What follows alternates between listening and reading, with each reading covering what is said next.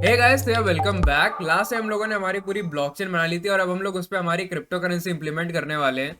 But यार, ये सब करने से पहले हम लोगों ने एक बहुत ही इंपॉर्टेंट चीज अभी भी छोड़ रखी है हमारे इंट्यूशन में से, जो हम लोग ऑलरेडी कवर कर चुके थे। ठीक है, और वो है नॉन्स। तो अभी हम लोग जो है हमारे प्रोजेक्ट में या हमारी एप्लीकेशन में अभी हम लोग डायरेक्टली ब्लॉक्स को माइन करवा दे रहे हैं। ठीक है, जबकि ये एक्चुअली नॉन्स वेरी करवाने के बाद हैश कैलकुलेट होना चाहिए और फिर वो हैश चेक होना चाहिए कि वो डिफिकल्टी के अकॉर्डिंग वैलिड है कि नहीं है। ठीक है, तो यार ये सब चीजें करने से पहले यार एक बार प्रूफ ऑफ वर्क को जरा सा रिफ्रेश कर लेते हैं और यार उसके बाद इसको फटाफट से इंप्लीमेंट कर देते हैं हमारी एप्लीकेशन में। तो यार ये प्रूफ ऑफ वर्क क्या है? प्रूफ ऑफ वर्क एक बस बेसिकली एक सिस्टम है जिसमें माइनर्स को रिक्वायर्ड होता है एक पर्टिकुलर सेट ऑफ वर्क करने के लिए या कंप्यूटेशनल वर्क करने के लिए, जिसके बाद वो एक ब्लॉक माइन कर सकते हैं। ठीक है, तो यार यहाँ पे क्या होता है कि वो लोग एक नॉन्स को वेरी करवाते हैं from zero to any number, जहाँ पे उनको उनकी डिफिकल्टी के अकॉर्डिंग हैश मिल जाए। तो बेसिकली वो डिफिकल्टी के अकॉर्डिंग अपना नॉन्स वेरी करवाएंगे और फिर हर एक हैश को कैलकुलेट करेंगे और चेक करेंगे कि वो डिफिकल्टी से लोअर है या नहीं है।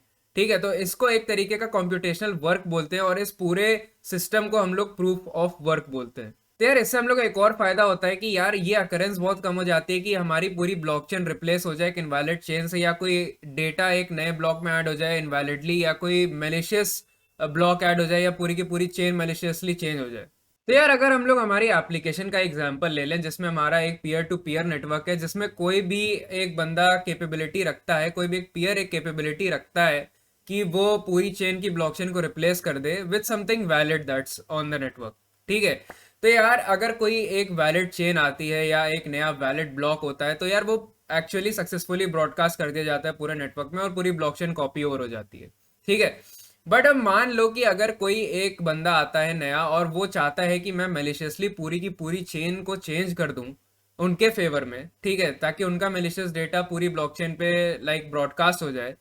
तो यार उसके लिए क्या होगा कि उनको पूरा प्रूफ ऑफ वर्क करना पड़ेगा हर एक ब्लॉक के लिए अकॉर्डिंग टू द डिफिकल्टी जो उस ब्लॉक के लिए प्रोवाइडेड थी। तो यार ये कॉम्प्यूटेशनल ही इतना एक्सपेंसिव टास्क हो जाता है कि यार इसको करना ही एकदम बेवकूफ़ी वाला काम है। ठीक है, क्योंकि यार तुम इतना टाइम लगाओगे पहले तो सारे हैशेस कैलकुलेट करने के लिए, जो डेटा तुम्हें स्टोर करवाना है तुम्हारी ब्लॉकचेन पे, हर एक चेन के ब्लॉक को तुम वैलिड करवाओगे ताकि तुम्हारी पूरी चेन वैलिड हो। और उसके बाद जाके तुम्हें पहले तो 51% ऑफ द कंप्यूटर्स पूरी की पूरी ब्लॉकचेन में साइमल्टेनियसली हैक करने पड़ेंगे और तब जाके तुम एक ब्लॉकचेन रिप्लेस कर पाओगे like successfully over the whole network. ठीक है, तो यार इसीलिए ये प्रूफ ऑफ वर्क मेथड जो है बहुत ही सक्सेसफुल होता है डिस्करेज करने के लिए सारे मैलिशियस अटैक्स हमारी ब्लॉकचेन के ऊपर। तो यार बहुत सारी ब्लॉकचेन्स इंक्लूडिंग बिटकॉइन इंस्पायर्ड है एक प्रूफ ऑफ वर्क एल्गोरिथम से जिसका नाम है हैश कैश, जो कि 1997 में इन्वेंट की गई थी ताकि ईमेल स्पैमिंग प्रिवेंट की जा सके। ठीक है, तो यार अब देख लेते हैं कि ये हैश कैश एक्चुअली होती क्या है और काम कैसे करती है। तो यार जैसा कि मैंने पहले बताया था कि यार ब्लॉकचेन सिस्टम हम लोग को एक चैलेंज प्रोवाइड करता है। ठीक है, तो यार एक any given point of time पे एक डिफिकल्टी हमें प्रोवाइडेड होती है हमारे ब्लॉकचेन सिस्टम पे। ठीक है, तो यार यहाँ पे मान लेते हैं कि हमारी डिफिकल्टी 6 है। ठीक है, तो यहाँ पे माइनर्स को रिक्वायर्ड होगा एक नया ब्लॉक माइन करने के लिए, तो उन्हें उतने ही नंबर ऑफ लीडिंग जीरोस चाहिए होंगे अपने हैश में ताकि वो एक वैलिड ब्लॉक माना जा सके। तो वो लोग नॉन्स को वेरी करवाएंगे जीरो से लेके टिल एनी नंबर, जहां पे भी उनको उनके लीडिंग जीरोस मिल जाए डिफिकल्टी के अकॉर्डिंग। ठीक है, तो जैसे कि यहाँ पे डिफिकल्टी 6 है तो यहाँ पे जो हैश रिक्वायर्ड है उसके पास ट्रेलिंग जीरोस जो है वो 6 होने चाहिए, 6 ट्रेलिंग जीरोस। तो यार अब क्या है कि ये टास्क जो है वो एक्सपोनेंशियली हार्ड होता जाता है माइनर्स के लिए, क्योंकि डिफिकल्टी जो है वो हर ब्लॉक के साथ जो है वो बढ़ती जाती है। ठीक है, तो number of trailing zeros required to mine a block जो है वो इंक्रीज होते जाते हैं। ठीक है, और इस वजह से जो कंप्यूटेशनल वर्क रिक्वायर्ड होता है एक हैश जनरेट करने के लिए एक ब्लॉक का, वो इतना एक्सपेंसिव हो जाता है कि अगर तुम लोग को एक ब्लॉकचेन रिप्लेस करनी है एक एक्चुअल नेटवर्क के ऊपर तो वो इतना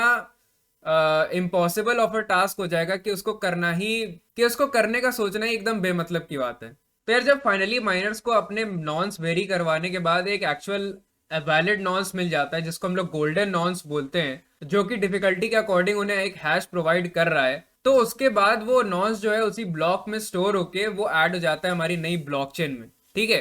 तो यार ये पूरी चीज करने के लिए यार पहले तो हमें नॉन्स वेरी कराना पड़ता है और फिर हमें जो कंप्यूटेशनल वर्क लगेगा उसका एक हैश जनरेट करने के लिए एवरी टाइम, और फिर उसे चेक करने के लिए कि वो डिफिकल्टी से वैलिड है कि नहीं है, तो यार ये पूरे ऑपरेशन को करने के लिए काफी हैवी कंप्यूटेशनल रिक्वायरमेंट होती है और इस चीज को हम लोग प्रूफ ऑफ वर्क एल्गोरिथम बोलते हैं। और क्योंकि इस चीज में काफी हैवी कंप्यूटेशनल वर्क इन्वॉल्व होता है तो यार इसीलिए इस पूरे प्रोसेस को हम लोग माइनिंग बोलते हैं, ठीक है। क्योंकि माइनिंग में ऑब्वियसली तुम लोग को बहुत टाइम लगता है, खुदाई करनी होती है, निकालना होता है, ठीक है। तो यार वही है कि यहाँ पे भी हमें कंप्यूटेशनल वर्क ढेर सारा करना होता है, उसके बाद हमें गोल्ड मिलता है, ठीक है, गोल्डन नॉन्स मिलता है, जिससे हम लोग हमारा नया ब्लॉक माइन कर पाते हैं हमारी ब्लॉकचेन के ऊपर। तो यार जब वो लोग एक वैलिड नॉन्स जनरेट कर लेते हैं तो यार ये ब्लॉक का पूरा डेटा जो है वो बाकी माइनर्स को भी भेज दिया जाता है, और फिर बाकी माइनर्स वो सिंपली जो नॉन्स वैल्यू है उसको एक बार वैलिडिटी चेक करने के लिए वो लोग खुद भी एक बार उस पूरी चीज को कैलकुलेट करते हैं और देखते हैं कि हाँ भाई ये ब्लॉक वैलिड है, और तब जाके वो नया ब्लॉक जो है हमारी ब्लॉकचेन में ऐड हो जाता है। और बाकी माइनर्स को उतनी कॉम्पिटिशनल वर्क करने की कोई जरूरत नहीं है, क्योंकि उन्हें पता है कि क्या कौन सा नॉन्स जो है वो उनको डिफिकल्टी के अकॉर्डिंग हैश दे रहा है। तो वो बस एक बार वैलिडिटी चेक करेंगे और उसको वेरीफाई कर देंगे, और फिर वो ब्लॉक जो है हमारी ब्लॉकचेन में जाके ऐड हो जाएगा। तो यार अब क्योंकि ये डिफिकल्टी रेट जो है हमें ब्लॉकचेन में प्रोवाइडेड होता है, तो यार ब्लॉकचेन्स के पास एक तरीका होता है रेट ऑफ माइनिंग कंट्रोल करने के लिए,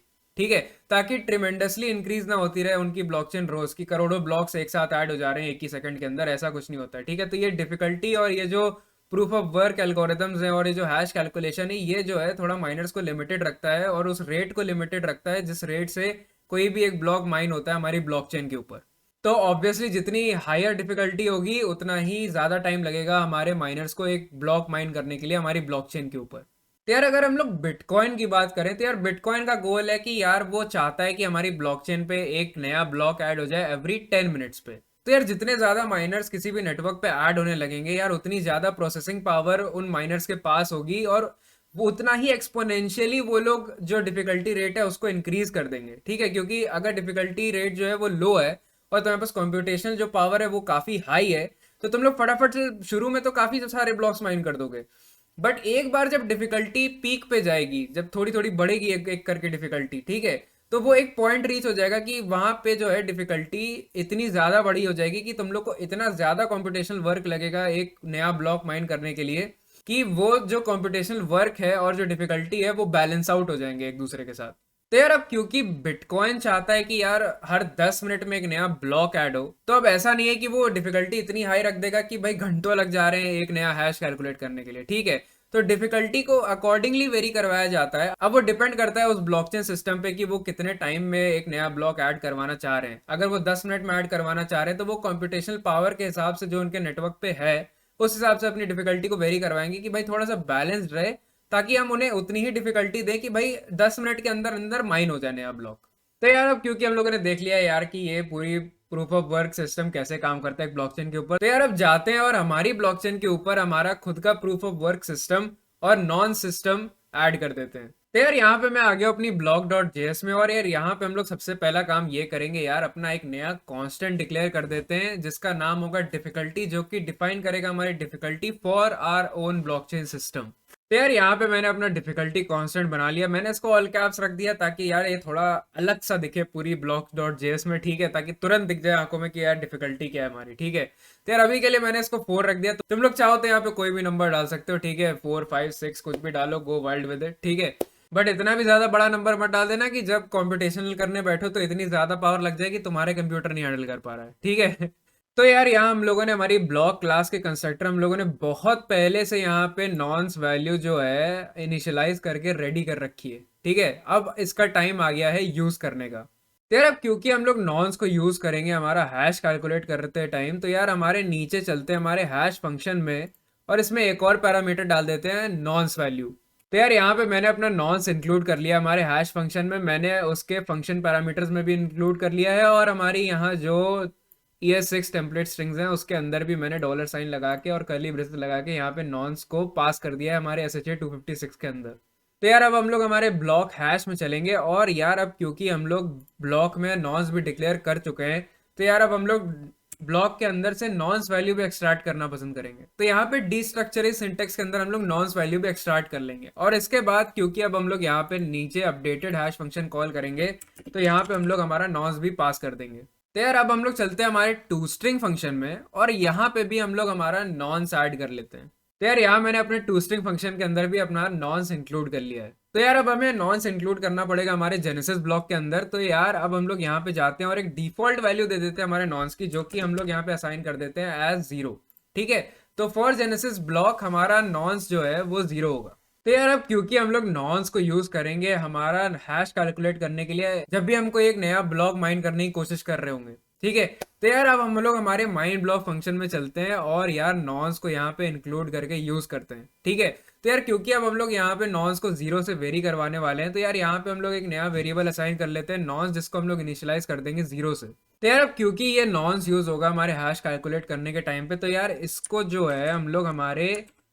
हैश फंक्शन के अंदर इंक्लूड कर लेते हैं। तो यार अब ऑब्वियसली नॉन जीरो जो है वो हमेशा हमारी डिफिकल्टी के अकॉर्डिंग हमें हैश प्रोवाइड नहीं करेगा और हमें नॉन्स वेरी करवाने की जरूरत है। ठीक है, तो अब हम लोग क्या करेंगे, हम लोग यहाँ पे एक लूप बनाएंगे जिसमें हम लोग नॉन्स को कंटिन्यूअसली इंक्रीमेंट करते रहेंगे और चेक करते रहेंगे हमारा एक नया हैश बना बना के कि यार ये हमारे डिफिकल्टी के अकॉर्डिंग है कि नहीं, क्या उसमें उतने ट्रेलिंग जीरोस आ रहे हैं। और जैसे ही हमें वो ट्रेलिंग जीरोस वाला हैश मिल जाएगा हमारी डिफिकल्टी के अकॉर्डिंग, तो यार हम उसे वहीं पे हमारा नया ब्लॉक माइन करवा के रिटर्न करवा देंगे। तो यार यहाँ पे हम लोग यूज करेंगे एक डू व्हाइल लूप, जो कि हमें अलाउ करेगा फॉर फर्स्ट टाइम एक हैश कैलकुलेट करने के लिए, इससे पहले कि हमारी कोई कंडीशन चेक हो। ठीक है, तो यार यहाँ पे हम लोग डू व्हाइल लूप यूज करेंगे और इसके अंदर अब यहाँ पे मैंने क्या किया है कि मैंने एक हैश और नॉन्स वेरिएबल ऑलरेडी लूप के बाहर डिक्लेयर कर लिए हैं।